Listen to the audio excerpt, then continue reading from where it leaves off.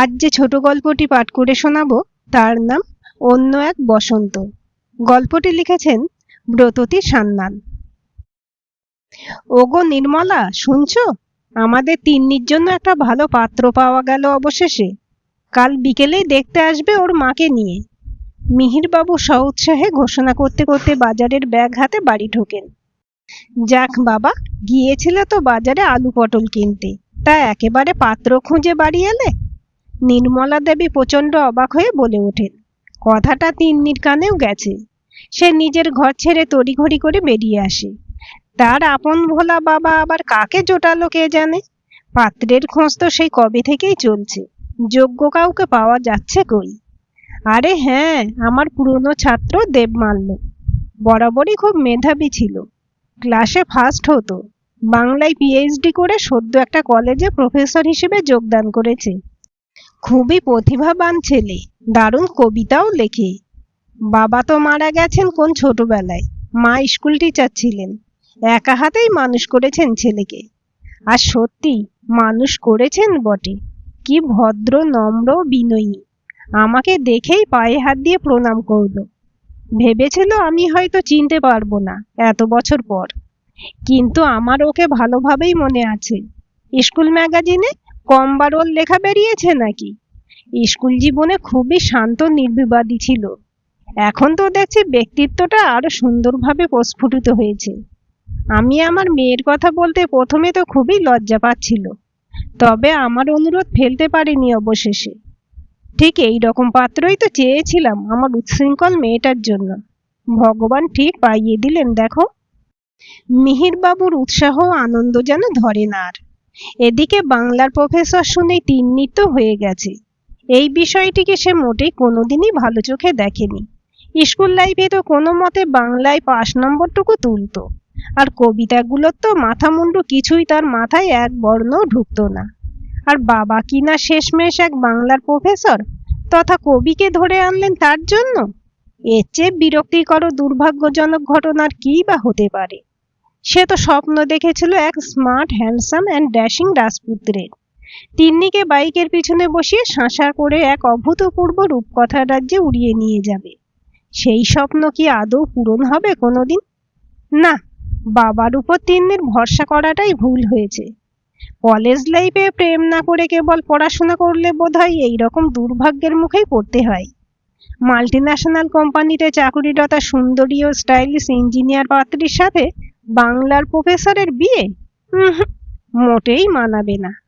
In fact বন্ধুরা তো প্রচন্ড হাসাহাসি করবে। তাহলে কি করা যায় এখন? বাবাকে বললে তো উনি শুনবেন বলে মনে হয় না। পুরনো ছাত্রের মোহে একেবারে অন্ধ হয়ে আছেন যে। যেভাবে উনি দেবমাল্যর প্রশংসায় মেতে উঠলেন হঠাৎই, তিন্নির ব্যাপারে এরকম প্রশংসা আদৌ কোনোদিন করেছেন বলে তিন্নির তো অন্তত মনে পড়ছে না।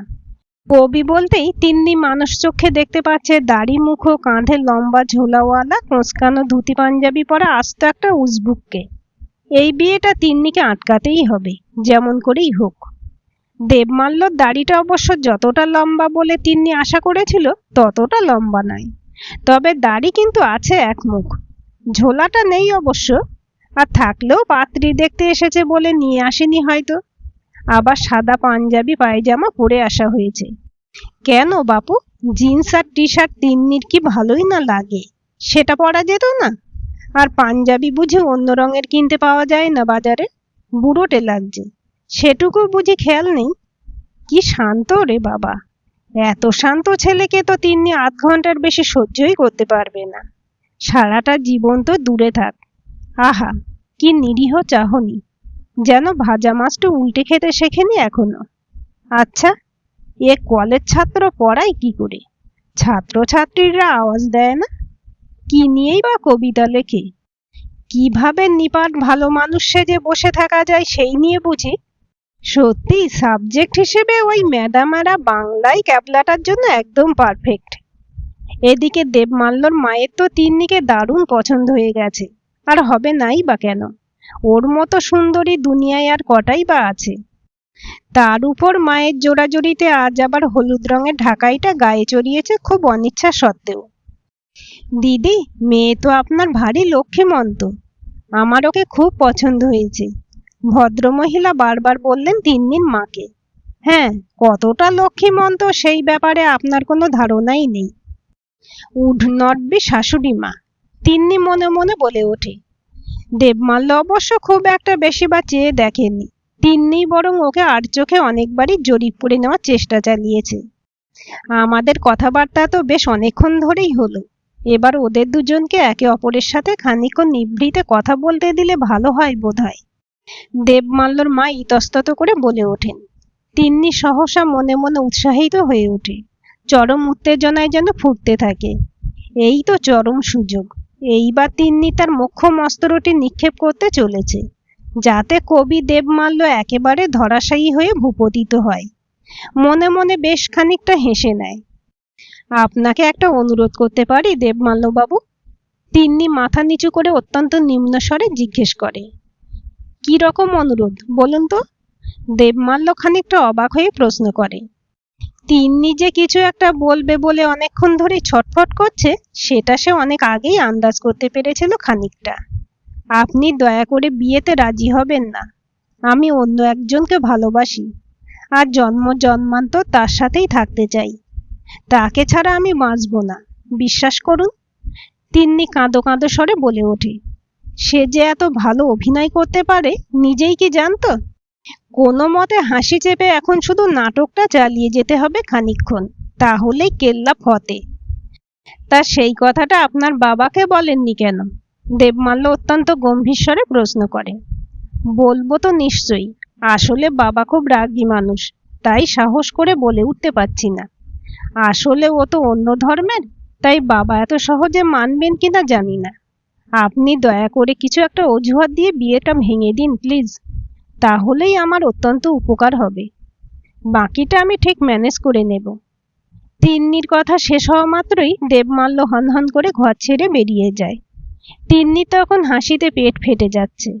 ইস, যদি এই দৃশ্যটা কোনোভাবে রেকর্ড করে রাখা যেত, তিন্নির বন্ধুরা তো দেখে ধন্যি ধন্যি করত।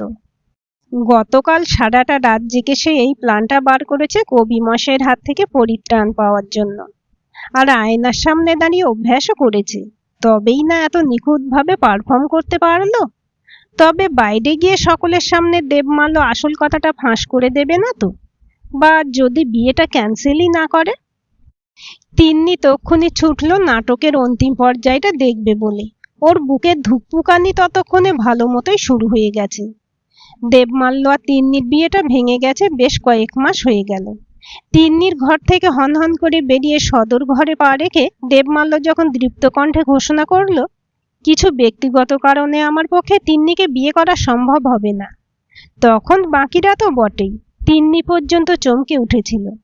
নিপাট ভালো মানুষের মতো মুখ পড়ে থাকা ছেলেটির কণ্ঠে যে এতটা দৃঢ়তা থাকতে পারে সে তো পূর্বে কল্পনাও করতে পারেনি। মনটাও তার ভালো বলতে হবে। সকলে হাজারবার করে তার এমন সিদ্ধান্তের কারণ জানতে চাইলেও মুখে কুলুপ এঁটে সারাক্ষণ দাঁড়িয়ে রইল। টু শব্দটি পর্যন্ত করল না, কেবল অটল রয়ে গেল নিজের সিদ্ধান্তে। এদিকে তিন্নি তো দিব্যি অবলা নারী সেজে মাথা নিচু করে চুপচাপ দাঁড়িয়ে আছে, যেন এসবের বিন্দু বিসর্গ কিছুই বোধগম্য করতে পারছে না। সে যাই হোক, বিয়েটা তো ভেঙে গেল। সকলেই প্রচন্ড হতাশ হলেন। দেবমাল্যর মা নিজের ছেলেকে ক্রমাগত প্রশ্ন করতে করতে নিজের বাড়ির উদ্দেশ্যে রওনা দিলেন।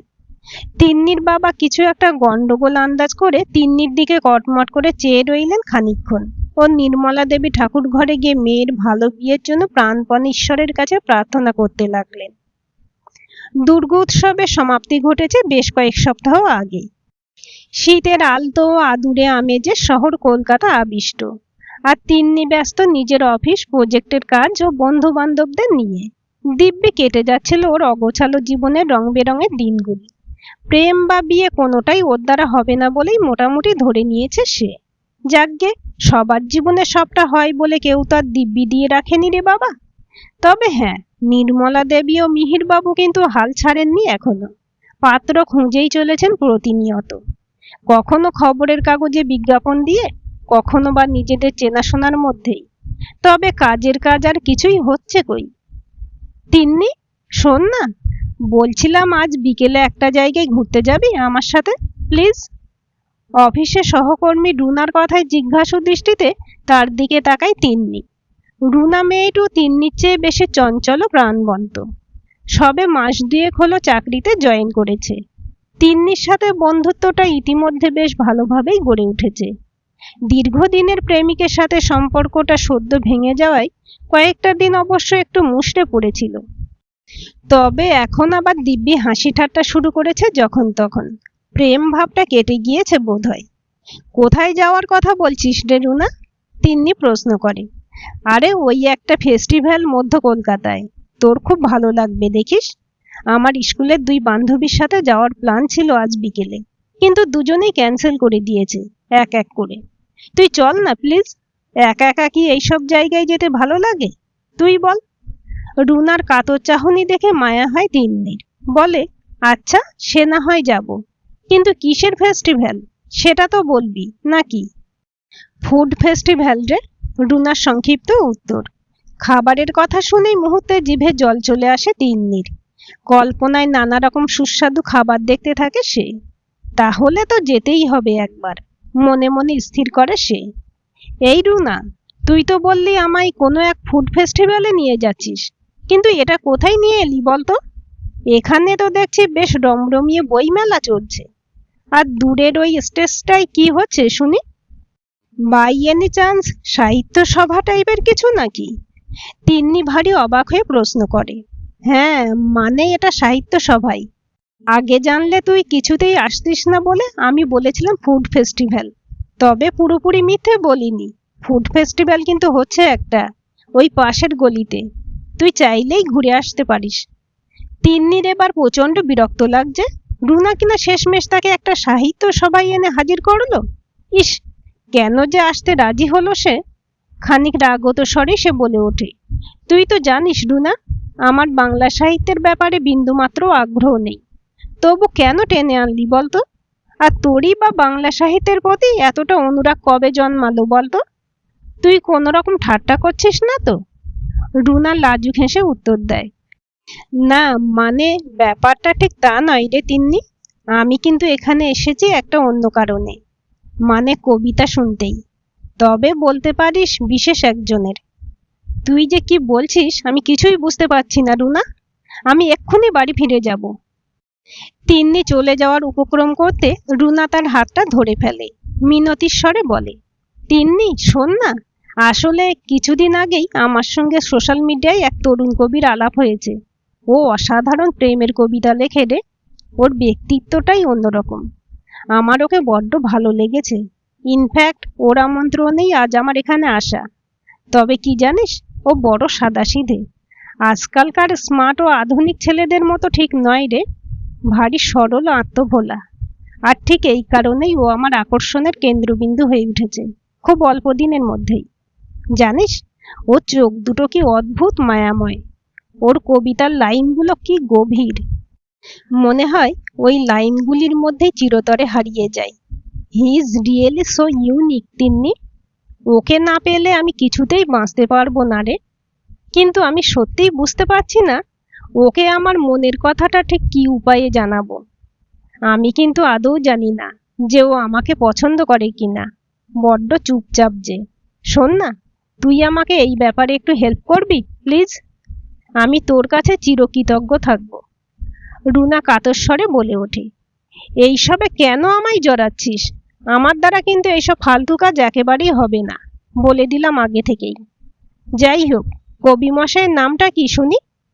নামটা অবশ্য আর বলার দরকার হলো না, কারণ তখনই তিন্নি দেখে অন্য দিক থেকে দুলকি চালে পা চালিয়ে দিব্যি এগিয়ে আসছে আমাদের দেবমাল্য।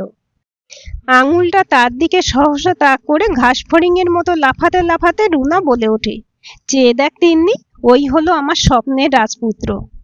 ও মাই গড, দেবমাল্য তো স্বপ্নের রাজপুত্র? বাট কোন অ্যাঙ্গেল থেকে? তিন্নি হতবাক হয়ে প্রশ্ন করে। আরে তুই আগে বল, তুই ওর নাম জানলি কি করে? এবার অবাক হওয়ার পালা রুনার। এই পরিস্থিতিতে প্রকৃত সত্য চেপে যাওয়াই শ্রেয় বলে মনে হয় তিন্নির। না মানে ওই আর কি, পারিবারিক বন্ধু বলতে পারিস। কিন্তু একে হঠাৎ তোর এত ভালো লেগে গেল কেন বলতো? রুনা তিন্নির প্রশ্নের উত্তর দেওয়ার আগেই দেবমাল্য হাঁটতে হাঁটতে ওদের কাছে পৌঁছে যায়। আবেগে আপ্লুত রুনা হঠাৎই আগ বাড়িয়ে হ্যান্ডশেকটা সেরে ফেলে। আপনার কবিতাটা কখন পাঠ করবেন বলুন তো দেবমাল্য বাবু? আমি তো সেই কখন থেকেই অপেক্ষা করে বসে আছি। রুনা সউৎসাহে বলে ওঠে। হা হা, এই তো আর কিছুক্ষণের মধ্যেই আমার নাম ডাকবে। দেবমাল্য স্মিত হেসে উত্তর দেয়। তারপর তিন্নির দিকে তাকিয়ে বলে, আরে আপনি এখানে? রুনা তৎক্ষণাৎ লাফিয়ে উঠে বলে, অ্যাকচুয়ালি ও আমার খুব প্রিয় বান্ধবী তথা অফিসের সহকর্মী। এখানে তো একেবারেই আসতে চাইছিল না, আমি নিয়ে এলাম আর কি, জোর করে। সাহিত্যের মর্ম একেবারেই বোঝে না, জানেন তো। ওহো, তবে কি উনি এখানে এসে আনন্দ লাভ করবেন আদৌ? যাকগে, আপনারা বরং গিয়ে দর্শকের আসনে বসে পড়ুন। আমি আমার কবিতাগুলো নিয়ে স্টেজের দিকে রওনা দিই। কিছুক্ষণের মধ্যেই আমার কবিতা পাঠ শুরু হবে। এই বলে দেবমাল্য সহাস্যে প্রস্থান করে। দেখলি কি অসাধারণ ব্যক্তিত্ব, কি সরল অথচ কি অদ্ভুত মায়াময় চাহনি, সাদাসিধে অথচ ইউনিক। তিন্নি, আমি জাস্ট পাগল হয়ে যাব রে। ওর দীপ্তকণ্ঠে কবিতা পাঠ শুনলে দেখবি তুইও ওর প্রেমে পড়ে যাবি। রুনা অত্যন্ত আবেগজড়িত কণ্ঠে বলতে থাকে। নিজেকে সামলা রে রুনা, চল আমরা সিটে গিয়ে বসি। তুই যদি এখানেই আবেগে অজ্ঞান হয়ে যাস ওর প্রেমে, কবিতাগুলি শুনবি কি করে বলতো?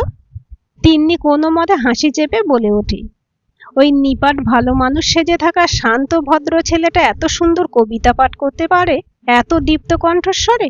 না, ওকে যতটা ব্যক্তিত্বহীন ও ক্যাবলাকান্ত তিন্নি মনে করেছিল ততটা বোধহয় নয়।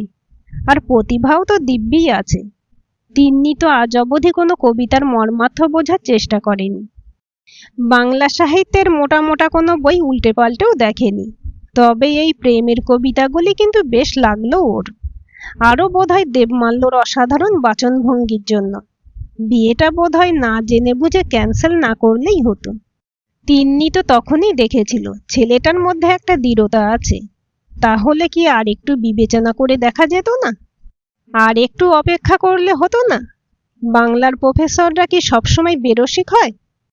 কাউকে বাইরে থেকে একবার দেখেই তাকে বিচার করে তক্ষুনি কোনো সিদ্ধান্ত উপনীত হওয়া উচিত নয় বোধহয়। অবশ্য এখন আর এসব ভেবে কিই বা লাভ।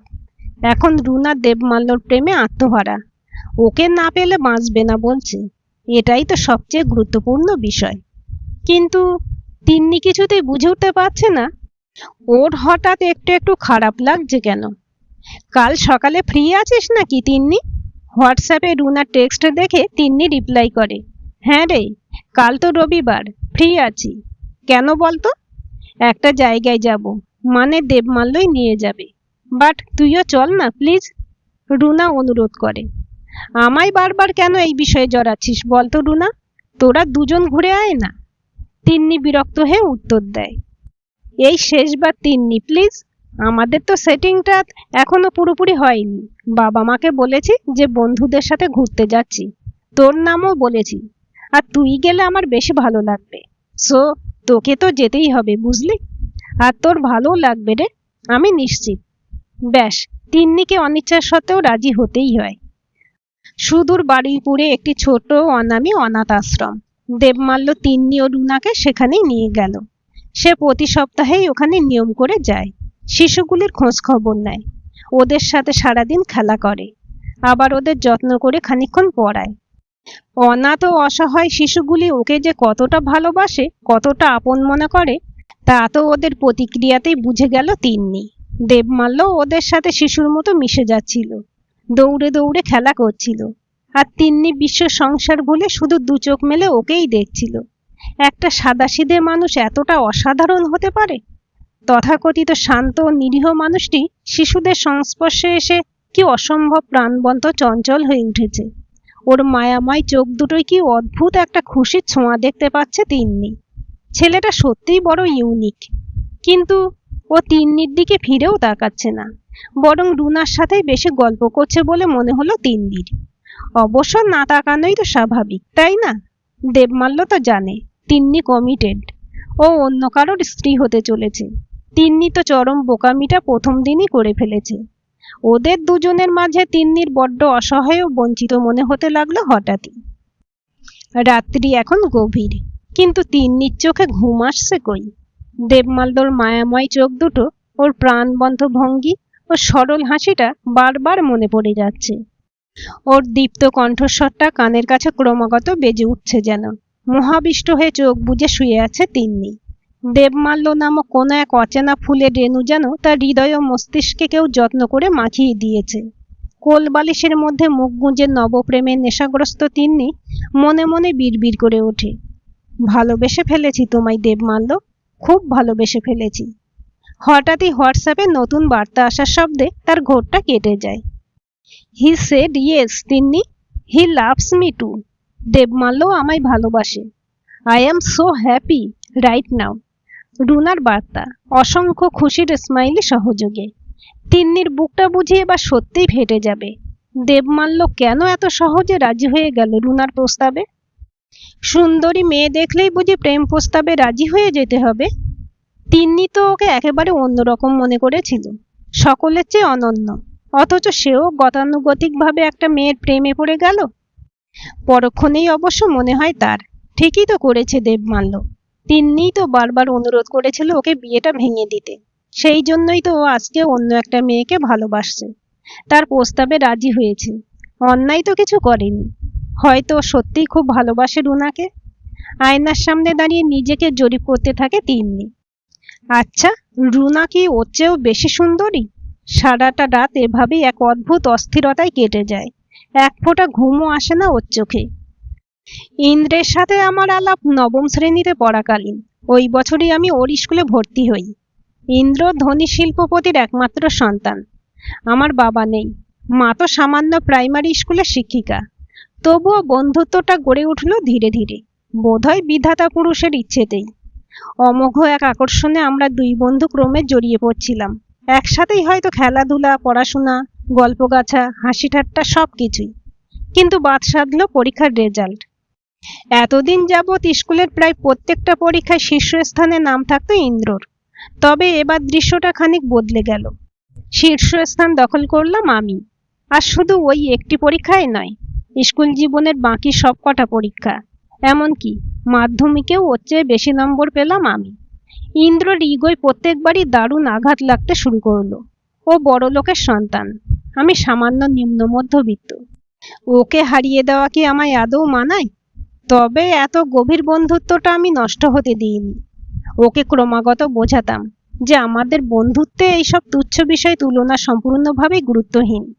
তবু বোধহয় দূরত্বটা বেড়েই চলছিল আপন গতিতে। আমরা দুজনেই তখন দ্বাদশ শ্রেণীর ছাত্র। আমাদের স্কুলেরই একটা সুন্দরী মেয়ের প্রেমে পড়ে ইন্দ্র। একদিন সাহস করে মেয়েটিকে প্রেম নিবেদনও করে ফেলে। কিন্তু ওকে চমকে দিয়ে মেয়েটি জানায় যে ইন্দ্রের জন্য ওর মনে কোনো রকম অনুভূতিই নেই, বরং সে মনে মনে আমাকেই ভালোবেসেছে। ইন্দ্র এবার সত্যিই খুব ভেঙে পড়ে। ওর মনে এই ধারণাখানা বদ্ধমূল হয়ে যায় যে ও জীবনের সব ক্ষেত্রেই আমার কাছে গোহারান হেরে গেছে। আমি ইন্দ্রের মুখের দিকে চেয়ে ওই মেয়েটিকে প্রত্যাখ্যান করি। কিন্তু ইন্দ্র ক্রোধে অন্ধ হয়ে আমাদের বন্ধুত্বটাই চিরকালের জন্য ভেঙে দেয়। এরপর আমাদের আর কোনো যোগাযোগই ছিল না এতকাল। এ তো গেল অতীতের কথা, এবার ফিরে বর্তমানে। গতকাল সন্ধেবেলায় রুনা আমায় হঠাৎই ফোন করে জানায় যে ও আমার সঙ্গে আর কোনো রকম সম্পর্ক রাখতে ইচ্ছুক নয়। ওর বাড়ি থেকে অন্যত্র বিয়ে ঠিক করেছে, আর ওর মতে সেখানে বিয়ে করলেই ও সবচেয়ে বেশি সুখী হবে। ওর এই সিদ্ধান্তে আমি হতভম্ব হয়ে যাই, কারণ আর কয়েকটা দিন পরেই তো আমার ওর বাবা মায়ের সঙ্গে দেখা করতে যাওয়ার কথা, ওর সাথে আমার সম্পর্কের কথা বলার উদ্দেশ্যে। এই কয়েকটা দিনের মধ্যেই এতটা বদল দেখেই খুবই আশ্চর্য হয়ে যাই আমি। তবুও সুখের কথা মাথায় রেখে আমি তখনই সম্পর্কে ইতি টানতে বাধ্য হই। এর কয়েক ঘন্টা পরেই আমার ফোনে অচেনা নম্বর থেকে একটা কল আসে। দ্বিধান্বিত মনে রিসিভ করে দেখি আমার সেই বহু পুরনো বন্ধু ইন্দ্র ফোন করেছে। আমি রুনার থেকে কিছুদিন আগেই খবর পেয়েছিলাম বটে যে আপনার সাথে ইন্দ্রর বিয়ে ঠিক হয়েছে, তবে এর চেয়ে বেশি আমি কিছু জানতাম না। ইন্দ্র আমাকে বিদ্রূপ করে বলে রুনাকে ও প্রেমের প্রস্তাব দিয়েছিল, রুনা রাজি হয়েছে, আর ঠিক সেই কারণেই ও আমার সাথে সম্পর্কটা ভেঙে দিল হঠাৎ। আমার মতো মধ্যবিত্ত এক প্রফেসরকে বিয়ে করার বদলে ধনী এক ডাক্তারকে বেছে নেওয়াই শ্রেয় বলে মনে করেছে সে। প্রথমে আমার কথা ভেবে ইন্দ্রকে কয়েকবার ফিরিয়ে দিলেও শেষ পর্যন্ত লোভ সংবরণ করতে ব্যর্থ হয়েছে। ইন্দ্রের মতে তার প্রতিশোধ এত বছর পর অবশেষে সম্পূর্ণ হয়েছে। স্কুলের যে মেয়েটিকে সে প্রাণপণে ভালোবেসেছিল সে ওকে প্রত্যাখ্যান করে আমায় চেয়েছিল, আর আজও আমার বুক থেকে আমারই ভালোবাসাকে ছিনিয়ে নিতে সফল হয়েছে। সেই একই রকম যন্ত্রণা সে অবশেষে আমায় ফিরিয়ে দিতে পেরেছে। ওর মনে হয় কোনোভাবে ধারণা হয়েছিল যে আমি আপনাকে প্রত্যাখ্যান করেছিলাম, তাই ও আমায় সদর্পে জানায়। যে মেয়েকে আমি একবার প্রত্যাখ্যান করেছি তাকে বিয়ে করে আরো একবার আমার কাছে হাঁটতে বিন্দুমাত্র ইচ্ছুকও নয়, তাই ও খুব শীঘ্রই বিয়েটা ভেঙে দেবে। এবার আপনিই বলুন তিন্নি, সত্যিই কি আপনার মনে হয় যে ইন্দ্র আদৌ আপনার উপযুক্ত? হ্যাঁ, ও হয়তো খুব ধনী, স্মার্ট ও হ্যান্ডসাম ডাক্তার, কিন্তু যে মানুষটি আপনার বিশ্বাস ও ভালোবাসার সাথে এতদিন খেলা করে অন্য একটি মেয়েকে প্রেমের প্রস্তাব দেয় শুধুমাত্র একজন পুরনো বন্ধুর থেকে অহেতুক প্রতিশোধ নেওয়ার জন্য, যার অহংকারী চিত্ত সামান্য সত্যি মেনে নিতে অপারগ, যার কাছে আপনার অনুভূতির কোনো মূল্য নেই, তাকে বিয়ে করে আপনি কি সত্যিই সুখী হতে পারতেন? দেবমাল্য তার বক্তব্য শেষ করে। আমি ভগবানকে ধন্যবাদ জানাই দেবমাল্য বাবু, যে আমার সঙ্গে ইন্দ্রের বিয়েটা ভেঙে গিয়েছে। এখন না হলেও পরে কখনো তো ওর এই ঘৃণ্য মানসিকতাটা আমার সামনে আসতোই, কারণ মানুষ তার জন্মগত স্বভাব বেশি দিন লুকিয়ে রাখতে পারে না। তার চেয়ে এই বোধহয় ঢের ভালো হলো। ও সত্যিই আমার যোগ্য ছিল না। আমি আর ওর জন্য কখনো এক ফোঁটা চোখের জলও ফেলবো না আজকের পর। খানিক বিরতি নিয়ে তিন্নি আবার বলে, আপনাকে একটা কথা বলবো দেবমাল্য বাবু। কি কথা বলুন? দেবমাল্য উত্তর দেয়, আমরা কি ভালো বন্ধু হতে পারি? বিশ্বাস করুন দেবমাল্য বাবু, আমি বড্ড ক্লান্ত। এই হিংসা, অহংকার, প্রতিশোধ, প্রতিযোগিতা, হার জিত ও সংকীর্ণতার পৃথিবীতে আমি হাঁপিয়ে উঠেছি। আমায় এক মুঠো নির্মল বন্ধুত্ব উপহার দিতে পারেন দয়া করে? যদি দিতে পারেন তবে এই হবে আমার পরম প্রাপ্তি। ঠিক আছে, তাহলে আজ থেকে আমরা বন্ধু তিন্নি, খুব ভালো বন্ধু। কথা দিলাম পাশে থাকবো সব সময়। দেবমাল্য উত্তর দেয়। ফোনটা কেটে দেওয়ার অনেকক্ষণ পরও এক অদ্ভুত ভালো লাগা ছড়িয়ে থাকে তিন্নির মন প্রাণ জুড়ে। মন খারাপটা যেন কোথাও উধাও হয়ে গেছে, তার টিকিও আর খুঁজে পাওয়া গেল না। আচ্ছা, বসন্ত ঋতুর আগমনের মায়াময় ও আনন্দময় অনুভূতিটি বুঝি কেবল প্রেমেই অনুভব করা যায়, বন্ধুত্বে নয়? বন্ধুত্বই তো সেই নির্মল খোলা আকাশ, সেই সবুজ সীমাহীন দিগন্ত, সেই দক্ষিণা বাতাসে প্রাণ জুড়িয়ে যাওয়া মনোরম বসন্ত, যা হয়তো প্রেমের চেয়ে অনেকটাই বেশি বিস্তৃত ও পবিত্র। তার বন্ধন প্রেমের চেয়েও অনেক বেশি সুদৃঢ়। এ তো এক সম্পূর্ণ অন্যরকম বসন্ত। এই বসন্ত মুহূর্তে শেষ হয়ে গ্রীষ্মের নিদারুণ দাবদাহ পুনরায় গায়ে লাগে না, বরং বন্ধুত্বের এই বসন্ত তো অমর ও চিরকালীন। বন্ধুত্বের এই অচেনা বসন্তের দুনিয়ায় পা রেখে তিন্নি আজ ধন্য ও আপ্লুত। হিংসা, অহংকার ও প্রতিযোগিতার দাবদাহ আর তাকে স্পর্শ করার সাহস কোনোদিনও পাবে না। দেবমাল্য পাশে আছে যে, এই হলো আমাদের তিন্নি আর দেবমাল্যর গল্প। তবে দয়া করে আমায় আবার জিজ্ঞেস করবেন না ওদের প্রেম বা বিয়ে হবে কিনা অবশেষে, কারণ প্রথমত সকল নিটোল বন্ধুত্বে প্রেম আদৌ গুরুত্বপূর্ণ নয়, আর দ্বিতীয়ত এই কঠিন প্রশ্নের উত্তর আমার নিজেরই তো জানা নেই।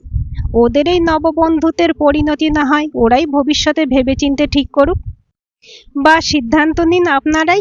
প্রিয় পাঠকের উপরেই এই গুরুদায়িত্বখানা দিলাম আমি। গল্পটি কেমন লাগলো কমেন্ট করে জানাবেন। ভালো লাগলে লাইক, শেয়ার এবং সাবস্ক্রাইব করবেন, আর অবশ্যই বেল আইকনটি ক্লিক করে রাখবেন।